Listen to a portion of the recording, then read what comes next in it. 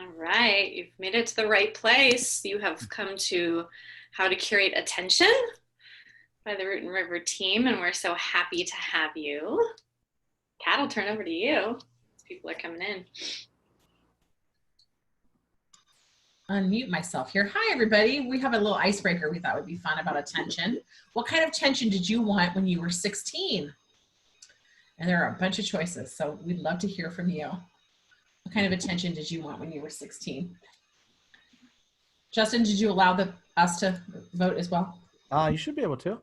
Oh, no, it looks like hosts and panelists can't. You blocked us, Justin. I didn't want to know? You weren't curious? He probably could guess, right? Yeah. You got, each of you are categoryless. Oh, yeah. I think when I look at these, it changed by the day when I was 16. And having just come through the 16th year of my oldest daughter, it feels just about right, right? Ever-changing 16-year-old. Jen, were you ever in the band? Sorry, I was on mute too. I was never in the band. I was never in the band. No, I was a newspaper geek. And we didn't have that on here. And an athlete. Yeah. Which one were you, Kat? Which one is most like you?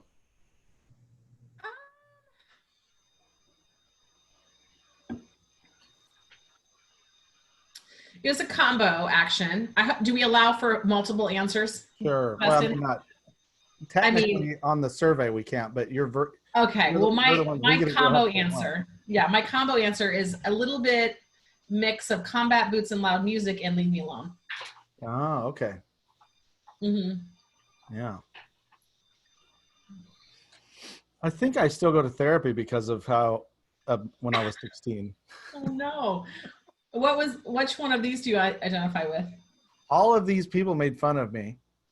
No. I don't remember that. Yeah, I got picked on. Not when I was 16. When I was 16, we moved to Portland, Oregon, and my world got a lot bigger. So I would say I was probably the honor student. I finally was proud of the fact that I was smart. So, and yeah. And which one do you most identify with? Oh, I wanted to be all of the things, but I was not all of the things. So I wasn't class president. Loud music, definitely not combat boots, but loud music always. Played 1 year of basketball, barely made the team. I was an honor student, and I did do plays, but never got the lead. It's a story of great disappointment. And then I think mostly the reality is I just was blending in. All right, Jen, what about you? Like you said, newspaper. Yeah, I mean, but definitely just blending in. Like, I didn't want to be the best at anything. I didn't want to be the worst. Just wanted to blend. I just wanted to be normal. Solid middle. Solid middle, yeah. I was fine with not standing out. Yeah. I still kind of am like that too. Well, you're going to run this whole webinar, so. Surprise! So we'd love for you to vote as we just will give you a few more seconds to finish up. And we'll get started. And while you're doing that, just roles, so you know what we're doing up here. So Emily and I will be facilitating most of this. You get to see Emily's close-up magic of art on the fly, art live. I'm always amused by how many people think it's some sort of software that we're using. It's not. It's humanware. It's these softwares. Kat and Jen will be adding flavor as they feel inspired to, and then also monitoring the chat. So if you have questions that you would like us to make sure that we answer, please put them in the chat. And the restrooms are down the hall to your right. So remember when we used to meet in person? Remember that? Vaguely. Oh. All right, let's rock and roll. I'm going to go ahead and end the poll and share the results just so you know. The winner was All-Star Athlete. Nice. Right. We got So, some athletes. I want to hear about who is. If you want to own that, I'd love to hear in chat who our athletes were and what you played. What's the second there? Ooh, tie, three-way tie, blending in. Class president and combat boots. Nice. Now we know who our audience is. yeah, right. Yep. Great icebreaker suggestion. I think that was Kat. Yeah, Kat came up with that. That's always brilliant. My pleasure. All right.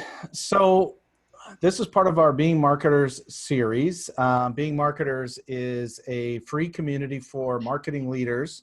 And we say marketing leaders, we're primarily referring to people that run a marketing department inside of a company. But if you're sole entrepreneur or self-employed, you are the marketing leader too. So we like to have some range to what we talk about, that no matter what your role is as a marketing leader, you get tremendous value out of these times. This one, this particular one, as you may know, since you've signed up for it, is on attention curation. So we're going to dig into what that means. And this is something that we have been working on for a long time, that we've noticed is becoming more and more important in thinking about how we brand and how we market, is really thinking about how we curate attention and being extremely mindful, as we always are, of how we curate. So just like a museum curator, what are the pieces that we are carefully selecting in order to give our audience an experience, or to convey something about an era, or convey something about our brand in a very specific way. And this is a practice that I think is near and dear to my heart, and it works both personally, which we'll touch on briefly, and then also for your brand. And I think it can be helpful in both. But first, we're going to start with a little bit of a level set. So I'll cue up my screen share here as we get started. Oh, I need to. Justin, will you give me permission to share my screen? That is weird. I'm sorry, Emily. Hold on 1 minute. I'm just going to do it. Make host.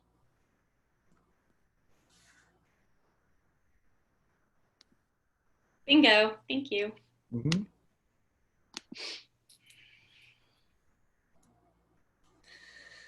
So I don't know who said it, but somebody famous talked about how attention is the most important asset that a brand can earn. So it transcends eyeballs, it transcends even revenue sometimes, because if you get attention, attention leads to revenue. And so what we're dealing with, and why this is so important, is that the human brain and the current world are somewhat at war with each other. And the human brain is, one way to look at this is our brains have not yet caught up with the technology. And we have some interesting stats about that.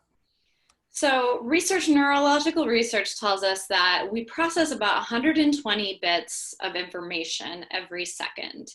And what I found so fascinating as I really dug into the research and nerded out was that we actually only process 50 to 60, depending on what research you look at, of that on the conscious mind.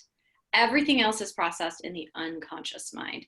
So a lot of what we're doing on a daily basis is unconscious processing. Still going on, still causing us to use energy to do, but it's unconscious. Another interesting thing that I learned was that it takes about 60 bits for us to listen to someone speaking and decode that. So you're using about 60 bits of brain power right now to just hear me talk. And that says nothing about the visuals. And so we have about 120 bits of capacity.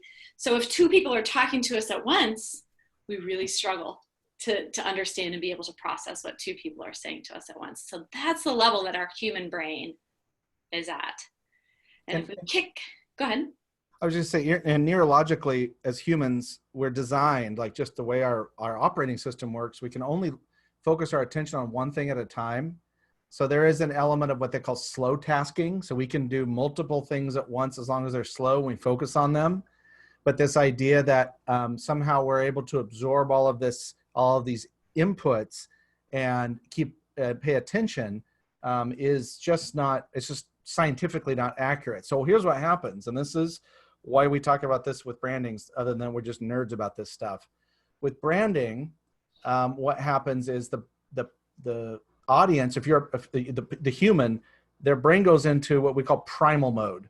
And primal mode is where it just goes to the old part of the brain where no language resides. It goes to sort of the impulse part of the brain, and it immediately begins to sort. And what it does is it assumes that if it sounds anything at all like something they've heard before, it gets ignored.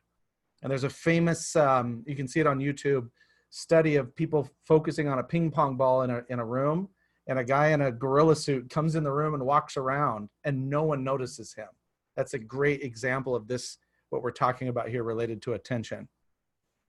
Right. So in the current world, if you're switching over to the other side of the screen there, we receive 34 gigabytes every day of information. The current world is generating that level of information, and it is coming at us, and we are processing whatever we can process, again, the majority unconsciously.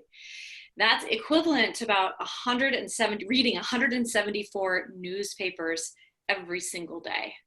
So that gives you a little bit of context. You know, do you remember newspapers? If anyone's on the call that was really young, you may not even know what that is. Gives you some context. And like Justin said, our brain really not equipped for it.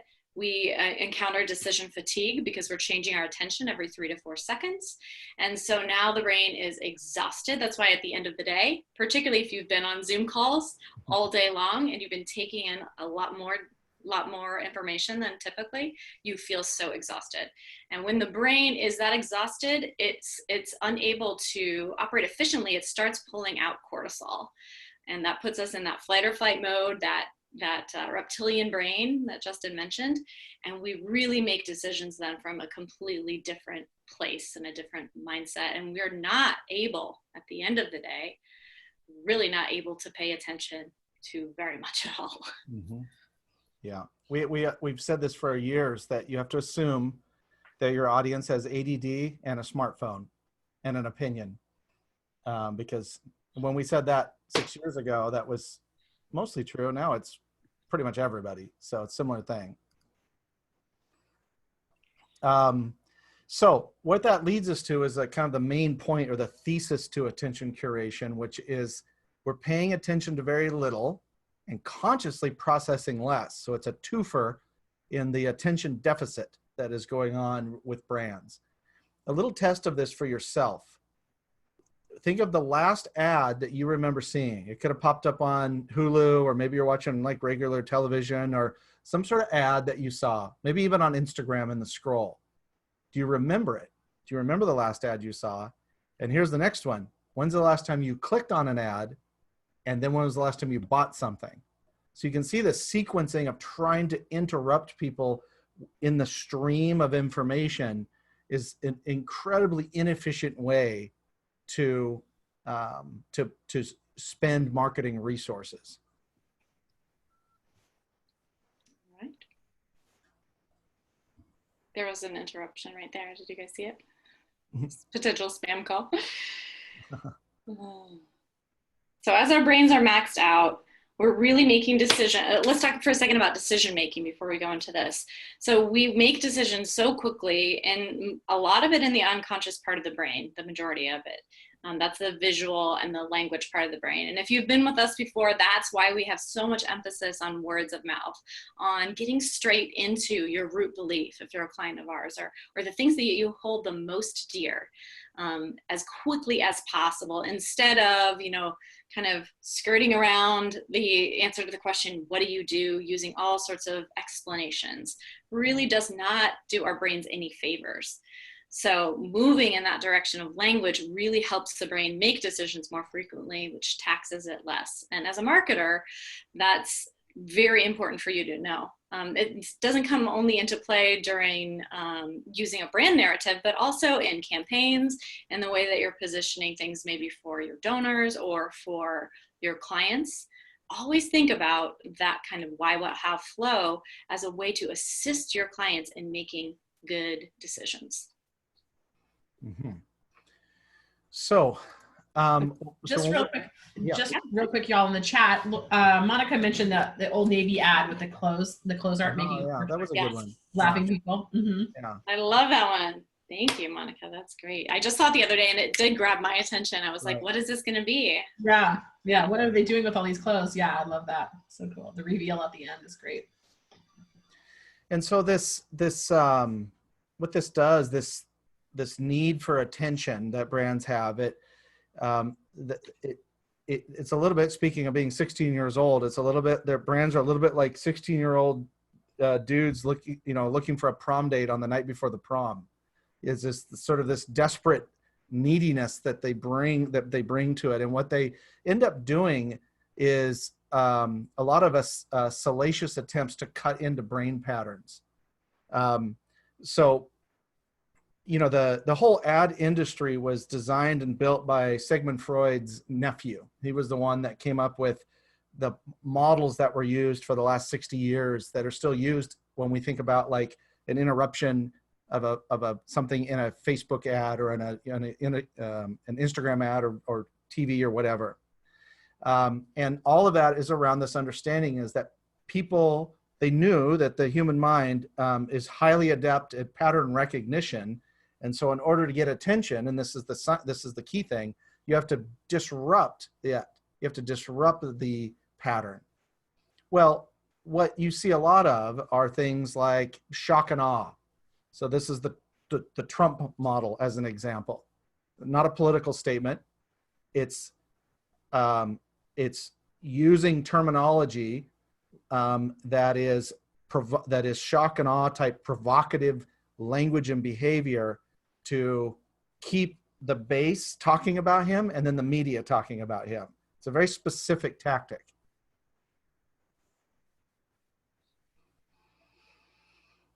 And you also see these attempts appealing to that emotional and visual center of the brain by using babies, by using puppies, by using kittens.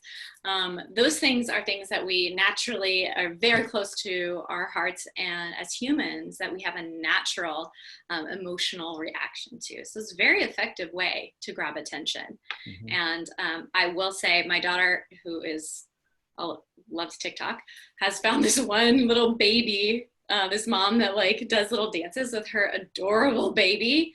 And every day she like shows me the latest TikTok of this adorable baby in her outfits. And it does grab my attention, make me happy, put a smile on my face. So it's not always, nefarious, but that's why you see the use of cute animals in humans.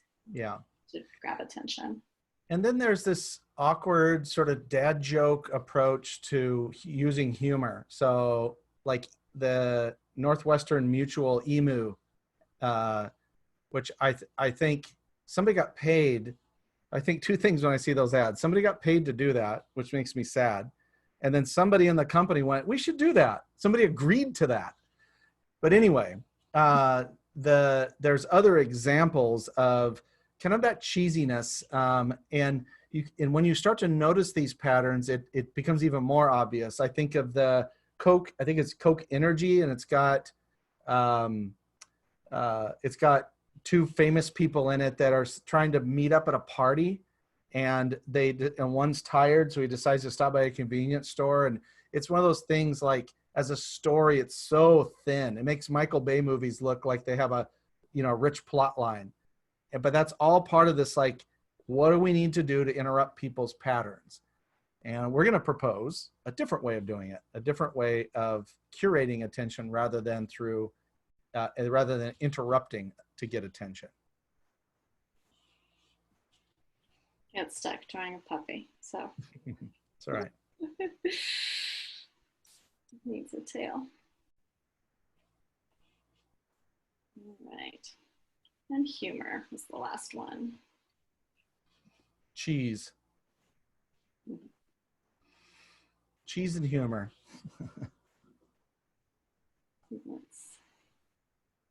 I will say the progressive ads where they're all on Zoom, pretty funny for how they do it. I'll give Progressive a shout out for making me smile at least. All right. I haven't seen those yet. All right, so attention curation. Let's zip back up here to our definition. Attention curation. The disciplined practice of consciously filtering inputs and distractions to achieve a desired state of presence. The idea here is that the more we are aware both of our limited ability to pay attention and make decisions, on the one hand, and on the other hand, of the way marketers or advertisers are using the tactics we just talked about to grab our attention, the more we can become conscious of both our filtering process and then conscious of how we can pay attention to be present in that moment.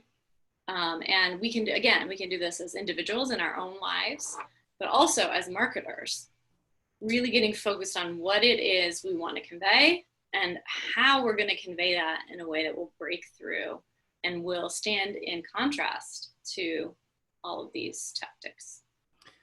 And it's important to point out that branding is art, and art has a frame. The song ends at a certain time. The screen, you know, the frame of the frame on a piece of art is a frame. That parameters, even though they start to maybe feel a little bit restrictive, are necessary for attention. It makes the brain pause and go, this is a thing that I should pay attention to. So a little exercise that we have for you, because often when we think about our own behavior, it kind of goes to the Root and River marketing golden rule, which is don't market to unto others the way you wouldn't want to be marketed to, is think about your attention and think about when you're being pitched. When you're being pitched something, and being pitched could be you get a direct mail piece, or you get an email or a LinkedIn message, or just pitched in general. When you're getting pitched, what are 2 or 3 things that do get your attention? What's some language that you notice or tactics that you notice that get your attention? And what are 2 or 3 things that annoy the crap out of you? Like when you see it, it just makes you cringe or makes you clench your teeth. And then as you get answers, just post them in chat.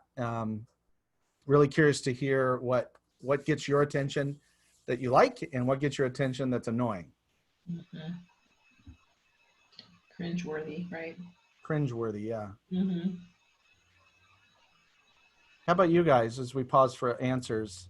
What when you think about being pitched as either professionals or as consumers, what gets your attention positively?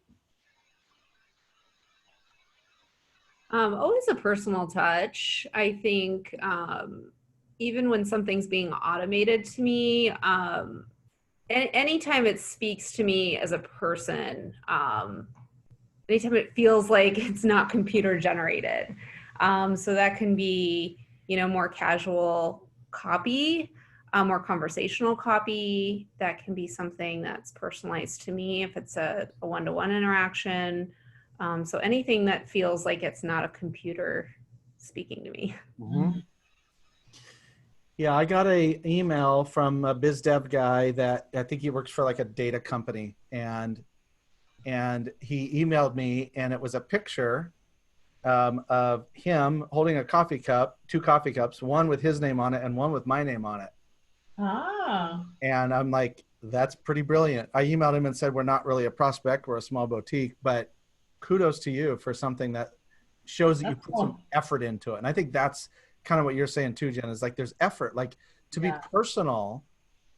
You can still be automated and be personal.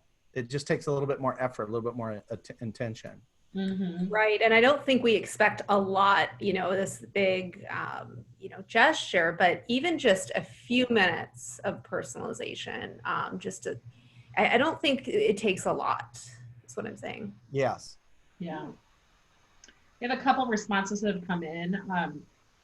Mike says, pulling my heartstrings gets my attention and humor gets my attention. Same. I'm the same on those, both of those. Or unexpected things get my attention too. Court says he likes when they describe a problem that I have that has been bothering me, and dislikes telling me about their product or service with no interest in the problems I'm dealing with. Love that. So good. Monica says, lots of LinkedIn solicitations I appreciate if they know something about our company. Something that just says I'm expanding my network with no other connections gets a quick delete. Yep. Anne says, pitch dramatic music with a scary fact, and TP almost intimidate you into taking action. Yeah. Let's see. Ads that start off with, Laura says, ads that start off with, I can't believe this, simple secret works. Then there's a clickable video. Gets my attention, but it's annoying. You can always, on that one, you can always tell what's called funnel language. It's actually a discipline that's taught by a company here in Austin, and it's everywhere. It's volumes of copy, all with words like secret and free and only. And it's like one giant pile of psychological manipulation. And that always bugs the hell out of me too. Yeah. Mike also says, don't insult me with your message. That annoys me. Bigotry pisses me off. It's our recommendation as branding experts, don't use bigotry in your marketing. Yeah, that's good. Yeah. Something Laura says, super annoying. DMs where the person writes, hey, love, I thought you might like, acting like we have a relationship, gross. and then pitching me. Hate that too. And Serena says, oh, that makes so much sense.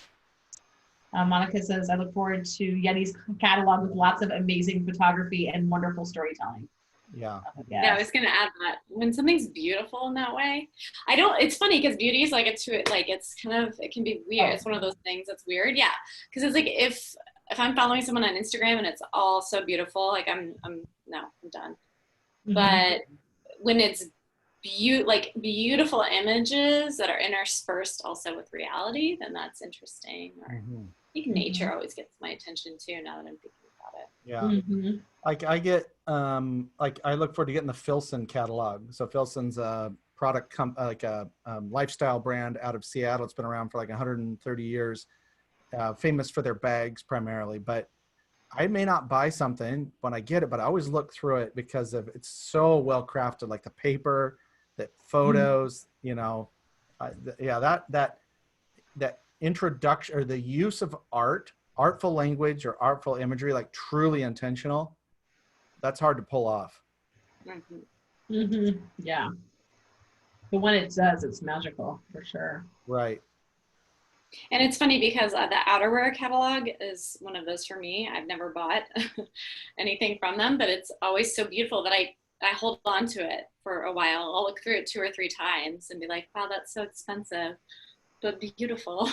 And the paper is good and it's sustainably sourced. And and then I'll set it aside and come back a week later and go through that same process. So it definitely has things like that. They have longer shelf life. Yes. Those are great. Hopefully my connection stays strong. I'll share some of the things that we said.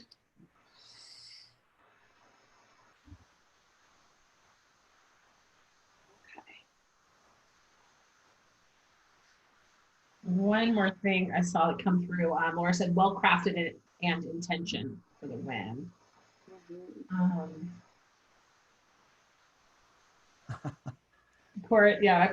I presently have a marketing guy who sent me an uninvited email and doesn't seem to get the hint that I haven't responded to his several follow-up emails. Yeah. That over pitching. Like maybe twice. I mean, I was in sales for many years, and it's the whole 7 no's is a yes until you get to a yes. That's kind of true, but not like 7 emails to bother people. It doesn't translate to outbound marketing very well. Well, and I think that those rules were created in a world where there weren't so many ways to interrupt people. So a lot of those like old sales rules but a lot of people haven't gotten the memo on that.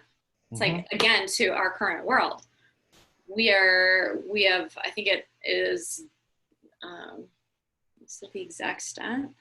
I've got it right here. We're consuming 5 times more information than we were in 1986 when that sales tactic was probably invented. Like 5 times more opportunities for all the people that were pitching us to begin with to do that again and again. Yeah. Is it right? I don't Wonderful. know if you all have seen Duluth Trading Company, but Mike mentioned that the men's underwear commercials are hilarious. They are Yeah. well done. Yes. Yeah, they get my attention and make me want to buy a pair, not grow a pair. Oh my. Love it. So let's get into the how about this, about how to do this now, this practice. And everything we do at Root and River is about a practice. One of the practices is intrinsic branding, which is constantly returning to your roots of your brand, your mission, your beliefs, your standards. Another practice is humanistic marketing, being a real human being when you go out to the world and being consistent and empathetic. So continuing on that, in this episode or this session is the practice of attention curation. Yes, let me just rearrange these guys. We'll go this way. So the first thing to do when you want to practice attention curation in your brand and your marketing is be very cognizant of interrupting. So you don't want to interrupt somebody's story. Instead, you want to invite them into yours. So we just talked about a lot of different tactics where you're sort of using something to kind of cut in, right? But instead, you can invite somebody to join you on your examination. I think Court said it really well, which was describing my problem well was something that got his attention. I think that's a great example of this.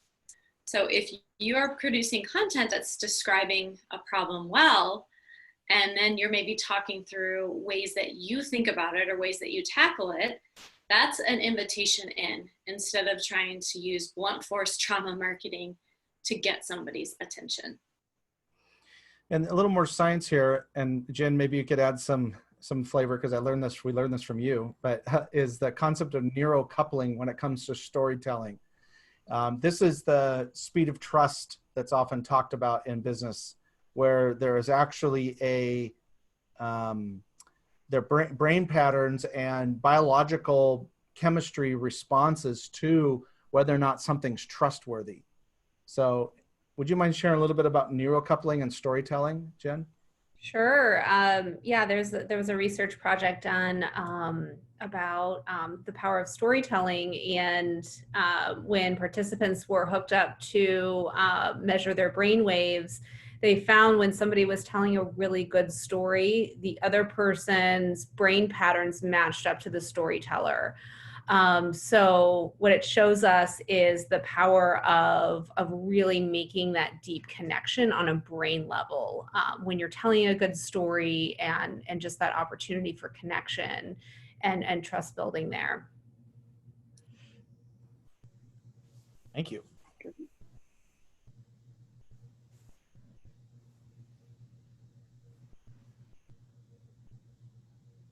Just drawing a storybook.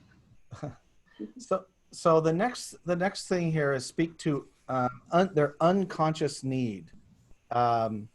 So conscious mind stuff is where it's a little bit where that funnel language comes in, of speaking to just the surface of the mind. And really what you're doing, we say don't market to the conscious mind, focus on the unconscious needs. What we're saying there is, if their brain is rolling along in that reptilian or primal mode, they're just basically going to go, I don't need that. I don't need that. It's like swipe left, swipe left, swipe left with information.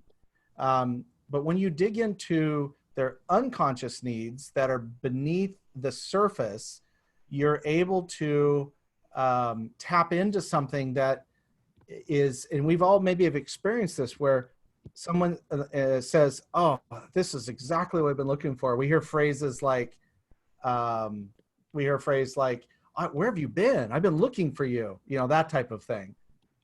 Those are all examples of something deeper resonating than just some sort of surface messaging like a slogan. So this is why we put so much emphasis, this speaking to the unconscious need and attention curation, on the root belief, the concept of a root belief, because a root belief pierces the fog around the mind and speaks to the soul. And so this takes a little bit of work to understand what your unconscious needs of your audience are. It's kind of maybe easy to look at their conscious needs, but what do they really need? What is their soul crying out for? And again, most of their brain work is being done on the unconscious level. So even as somebody is processing a conscious need, they're also working on an unconscious need. And so one of the exercises we do in a root session when we're working with somebody, we kind of dig deep into that unconscious need. So underneath what they say they want, what do they want on a unconscious or subconscious level? Mm-hmm. And there are, of course, for each audience, it's slightly different, but there are core unconscious needs that we're always trying to get met as human beings. Acceptance, love, belonging. And it's really digging deep into the psyche of your audience to understand more of their unconscious need. Yeah, and you could use an example again like Trump, who was able to tap into the unconscious need of enough people to create a base. And whether or not you agree with that politically, it's not a political statement. It's a example of truly understanding what people want to hear down at the low level, where you would get like someone like my dad, who's this rural guy, the cowboy rancher, who thinks this New Yorker billionaire, reality show star understands him. That's a great example of speaking to the unconscious need. Right. Next would be to use your own attention antenna. Bit of a tongue twister there. So what we talked about earlier that gets your attention, where you shared the things that get your attention, and you shared some of the things that annoy you as well and irritate you, apply that to the way that you are marketing currently. Are you doing those things? Is there an opportunity to do some of those things? Is there, maybe there's not. Maybe there you realize, oh, maybe I'm doing an annoying thing and I didn't realize it because I was so focused on, talking about a problem.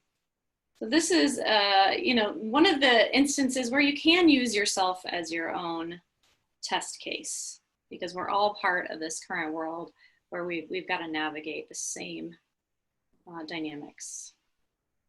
You can also do with attention antenna, you can do essentially A/B testing. You can do things where, we go back and analyze, for example, what subject lines got the most response, most clicks in our email newsletters that we send out, or what blog post got the most traffic. And we start to see patterns. In fact, the whole concept of being marketers really came from our own attention antenna, that we were like, wait a minute, there's a group of people that are marketing leaders that who's talking to them, who's taking care of them. Everybody's trying to sell them something. We want to help them. We want to lighten their load and enlighten them a little bit. That came out of our own attention antenna. The other thing with attention antenna is what are your competitors doing that's working? There's not much better than a worthy competitor to improve yourself. It's easy to position against people that do shoddy work compared to you, or have less, you have inferior products. But look at the people in your industry that you respect, and look at what kind of marketing they're doing. Look at what kind of language they're doing, and be humble enough to learn from them, because there's a lot of good data that part of that attention antenna will pick up quite well.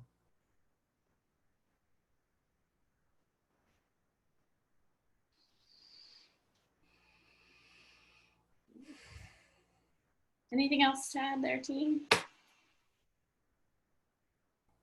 Or any other comments come through, Kat? Just want to pause and make sure. Yeah, I don't think so. Keep an All eye right. on the chat. Cool. So then we'll move on to our last suggestion here, which is to be odd. And of course, with Root and River, we have a lot of rubrics and acronyms, and this is one of them. And we often say that branding works best for those who have no problem being bold and courageous. Maybe you have a little problem with it, but it's a challenge you're willing to take on. Branding is for the brave. It's for the bold. And so how do you do that? How do you step into or force yourself a little bit further forward on the stage? And to create clear differentiation, you really want to embody these 3 characteristics. So the first one, the O, stands for observable.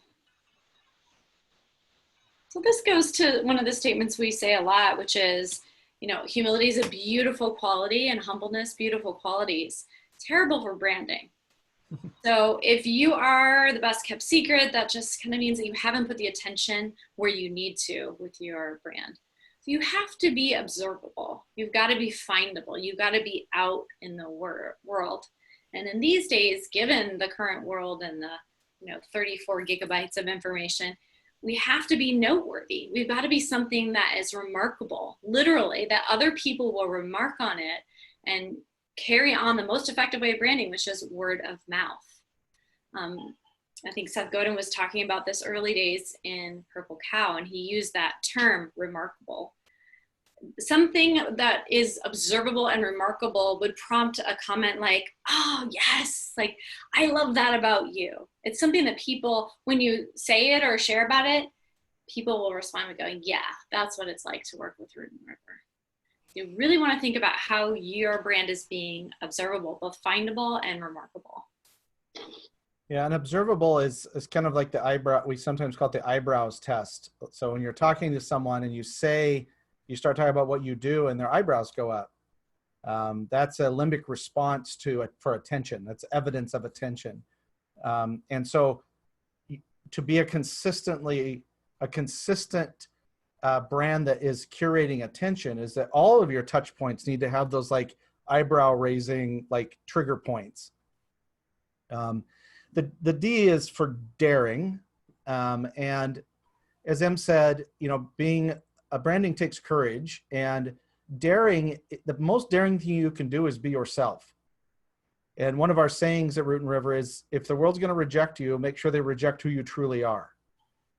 And so we see this insecurity rise up in marketing leaders and in small business owners of trying to make, insecure about who they are. And but daring is showing the world who you truly are, making the world react to you.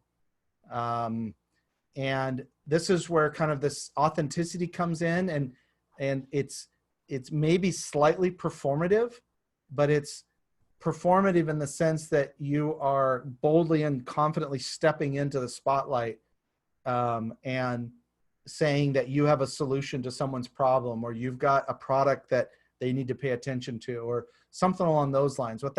If you sort of like back your way into the spotlight, or you're sort of in defensive posture as a brand, you're just going to get passed over. And the last one is deliberate. And what we mean there is being very specific about what you are delivering. So this can come into play if you're talking about the problem. What specifically is an outcome from the problem that you are addressing? So the more specific that you can be with people, the more they will, again, remember what you did for them and pass on the experience of your brand to other people in the audience. So a differentiator who is really deliberate, they will convey attention to detail, and they will have audience members saying, oh, tell me more about how that really builds me up, or gives me I'm thinking of our promise that when you work with Root and River, you'll increase your confidence in speaking about your brand. It's a very specific thing, very deliberately embedded into our language. And then it is open enough for people to both see it as tangible, but also want to know more about how it occurs and how that manifests out in the world. Yeah.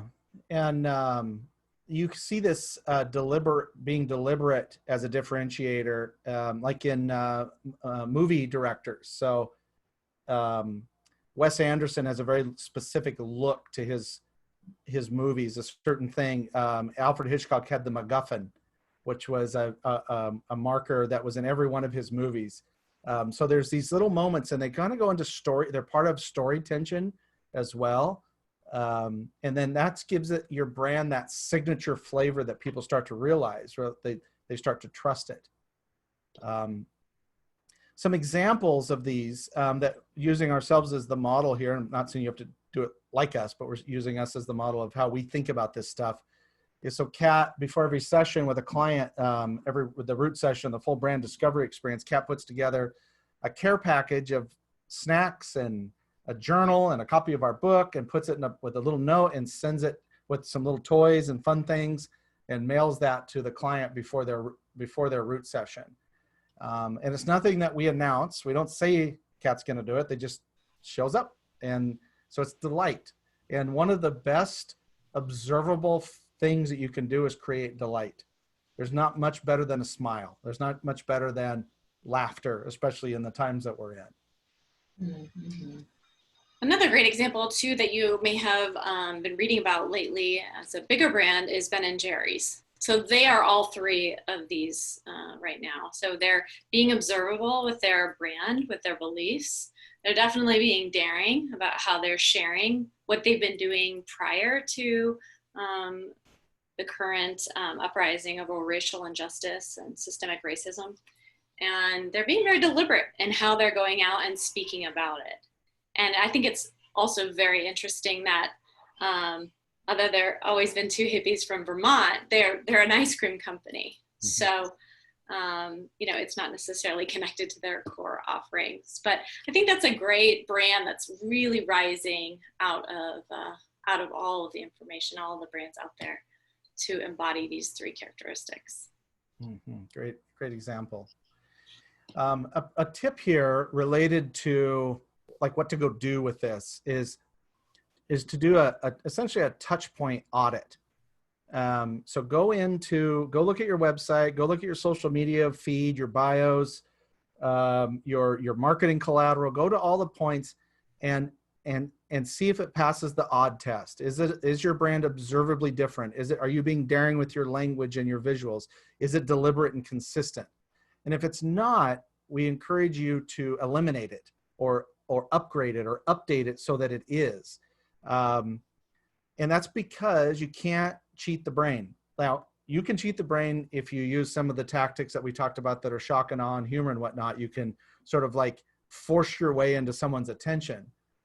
But within the realm of humanistic marketing practices and doing this conscious type branding that we recommend, there's no substitute for speaking to someone's soul. There's no substitute for resonating with them down almost at a spiritual level with why they should give you their trust and their attention, their money, their following, whatever that you want them to do. And I would add to that too, that it's okay to use shock and awe once in a while, but the shelf life of using shock and awe or puppies or humor all of the time, it begins to be, again, filtered out, because anything that begins to feel like a pattern will eventually get worn out as far as the brain recognizing it as something new to pay attention to. So it's okay to drop those things in once in a while. It's perfectly fine. We featured Rosie too long ago. We need to feature Rosie again, who's Kat's dog and our team pet on our feed, and that always gets a ton of views. But you just don't want to overdo it. And so think carefully how you use those tactics. And we'll be sending out the notes so you'll have all of these to look through.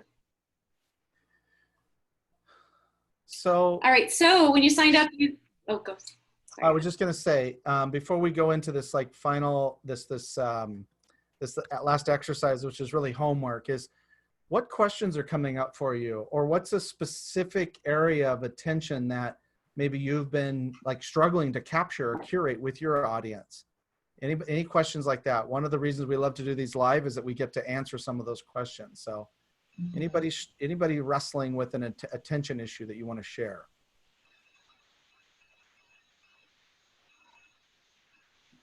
Every time I think about attention, I think what my first grade teacher said to my mother, which I didn't realize until years later was probably a compliment, but it was, there's too much Justin to go around.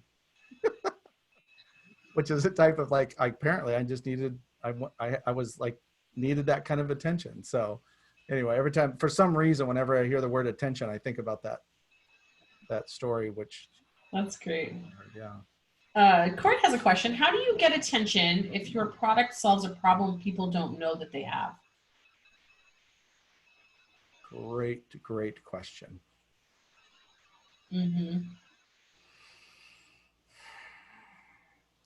So the counter question, Court, would be, what problem do you know they have that they don't know they have? This goes to the unconscious need. What problem do you know they have? Because you're an expert. You're the expert. You're the subject matter expert. That's probably the starting point, because you can reverse engineer from that, unless you do a bunch of research and data mining and a bunch of stuff that most of us don't have any time for, or the budget. Is think about what problem you know you could solve for them, and then speak to that. And we would just caution, if you go that route, because it's very tempting to do this, just to not use FUD, fear, uncertainty, and doubt. Fear, uncertainty, doubt is just another type of shock and awe. So speaking to their problem, but with a positive or optimistic tone. And I think Michael Krent, who's on and commenting Mike's brand, Life Stories Alive, you do a fantastic job of this, is that you're talking about things that are serious. A loved one that is going to pass away at some point, and you want to capture their story. That's an example of taking something that is, a heavier, darker problem maybe, and positioning it in a more positive light. And it's funny that you mentioned that, Justin. I don't know if you saw it in the chat, but Mike mentions that my challenge is to get their attention without going to a negative, which is get the story before it's gone approach. Yeah. So I think there's always an opportunity to, as part of your brand, to develop other avenues. You can't, again, to my point earlier, you can't just market around the pain all of the time or the problem all of the time. I think for 21st century brands, you have to have other aspects of the brand that you want to show. So whether that's the internal culture, it's profiling some of, for Michael Krent, maybe it's profiling some of the people that are your partners that help you with video editing, some kind of a behind the scenes. And Jen's a whiz at this, like teasing out stories that are going on inside of the brand, to also share those, because ultimately we are trying to make a love and trust connection with our audience. But maybe it's sharing a little bit about your process of preparation for a client session, or talking to a client, or interacting with a prospect. Court, maybe it's a little bit about how you start your day. I mean, it can be something like that again, just offers an opportunity to make a human connection.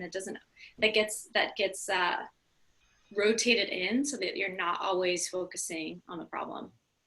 One of the best examples I've seen of this, this goes to Court's question too, that is to get, it's not just client testimonials, like this was great, and more about client testimonials that talk about the experience. And so the best one I think I've ever seen of this is St. Luke's Hospital in Boise, Idaho.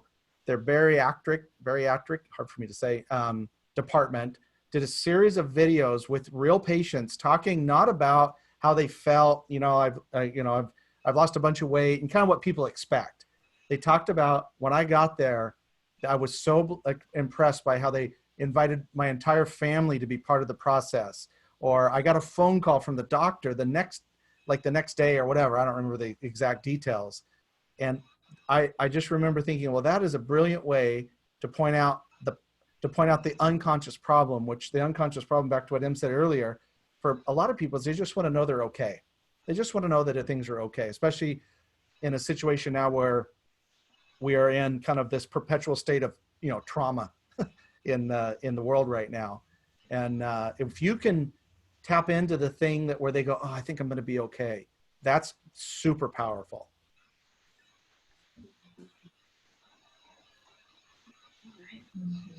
Well, I definitely want to go through this tool that you're all getting as a result of joining us today. And it's sort of, I think Justin already mentioned, sort of a little bit of homework, but should be fun as well as enlightening for your brand.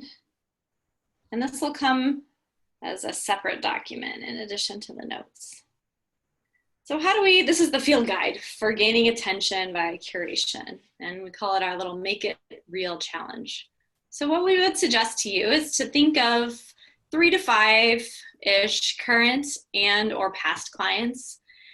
Reach out to them, give them a call, set up a time to maybe meet virtually, or send them a personal email and tell them you'd like to discuss your experiences working together. We really think this is best done live in a conversation because other things will get teased out that wouldn't necessarily just in a, hey, here's a form or here's an email, would you answer these questions? We really suggest, and if you have a little extra time because of the COVID situation, this is a great use of your time. You're gonna learn a lot. So set the time, and then here's the questions that we would suggest that you ask. So what did you first notice about us that really stood out, or about me? So again, you're trying to get into what pierced through their attention filter. And then said a slightly different way is what attracted you to work with us, because something can stand out, but to make the decision to invest time, money, energy into a new relationship and a working relationship, you got to have that sense of attraction. So what was it that attracted you? And then how was that conveyed? And again, we're like sorting through, we're kind of separating things that we sometimes lump all together. But you might learn, oh, you know what, it was that email that I got from you when you just checked in with me. And you asked this question, or you made this comment, and that was how it was conveyed. What do we need? What need do we help you fulfill? So asking them to reflect a little bit on their conscious needs in this question, and then have them processing how you've helped them fulfill it. So that's a double dip because it reinforces the work that you've done together with them. And it also gives you information on what their conscious need was and how you specifically filled it. And this is an interesting one. We've asked a similar question in some of our client reviews. And it's sometimes is you go into it thinking they're going to answer this way. Oh, you help me with branding. But in a lot of cases you learn, oh, no, what we really do is we give people confidence and how they present themselves. And that is a powerful tool when you're looking at revising offerings or outcomes and that kind of thing. And then lastly, if you're willing to share about your experiences with us, how would you be most comfortable doing so? This is not intended to then ask them to do that, not the intention. The intention is to just understand how your clients would be most likely to share, to use that remarkable word of mouth. So that you know, if everybody says, oh, I would love to just be able to share a Facebook, post a Facebook post on my wall or whatever, or I would love to be able to forward an email. Then you can craft those sorts of things in the future, knowing that that is the way that they're most likely to share. And you can also directly ask them later on, once you have that language formulated, would you please, forward this to anyone you think it might apply to? An example for us is we got this wonderful endorsement from one of our clients that really honed in on the main problem we solve for, especially, really anybody, but especially like a mid-sized company that he's the CEO of, is around the insecurity and frustration with not being able to articulate their message and what makes them different. So we took that and we learned from that, and we've taken a lot of strategy, used that as part of our outbound strategy about how we brand and market at Root and River. But we also, it's very practical. We'll put it, it's like one of the first things you see. If you get a proposal from us now, you'll see the quote front and center in the proposal process, in the proposal flow. So once you start to understand what attention you've curated already from your audience, it's going to start to inform multiple areas of your brand. So this isn't so much about data collection, is about collecting ideas that you can then apply based off of the best use of what you learn from your audience. The one you'll probably consistently always get is you'll tweak your language a little bit. You'll tweak your language around, or you'll affirm the language that you already have. That will be one that will be sort of universally helpful. We know we're at time. We want to be respectful of your time. If anybody would like to stay on with any last questions, we're happy to answer those for a few minutes. Otherwise, we hope you join us again in August. Again, this is a monthly series. And in August, we are super excited to have Misty Mejia joining us. She's an incredible marketer. She most recently was with Intuit, before that with T-Sheets, and she has this incredible other part of her life, which is around theater directing, acting, choreography. She's bringing both of those together right now in a new brand, but we're going to pick her brain and have an opportunity to chat with her about all of her creative ideas around how she is a marketer. Great. And the Being Marketers community is free. We continue to add content and flesh that out. If there's anything we can do for you, we are available for an hour. If you want to do an hour phone call and work on a specific thing, we can do stuff like that. If you need help with other areas of your brand, just reach out to us, either through our contact form on our website or an email that goes to all of us, humans@rootandriver.com. And we hope that you've enjoyed this. We hope that it was useful.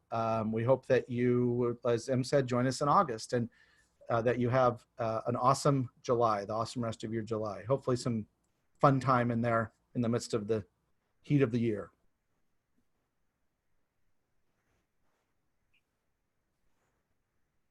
I don't see any questions, just lots of thank yous. And just to reiterate that people will be receiving that, the plan. What will they be receiving from us? They will get the field notes, the little challenge, the Make It Real challenge, as well as all the notes that I drew out today. Awesome. And the recording as well? Does that go out as well? Okay. Yes. Yep. Wonderful. Great. Thank you all. Thank you very much.